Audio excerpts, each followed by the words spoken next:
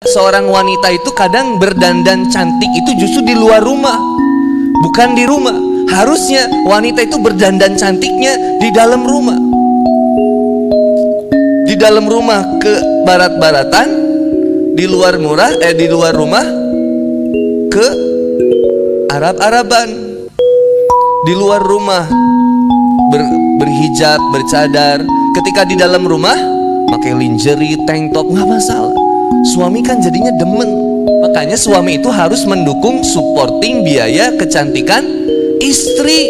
Support budgetnya pak, support serius. Itu perawatan wanita lebih banyak daripada laki-laki. Mencerminkan apa? Emang wanita senang kepada kecantikan dan memperlihatkan yang indah. Tapi sebaik-baiknya perhiasan wanita diperlihatkan kepada suaminya. Kalau jomblo gimana Ustaz? Istighfar. Ini udah enak kayak gini masih belum nikah. Ya Allah ya Robbi.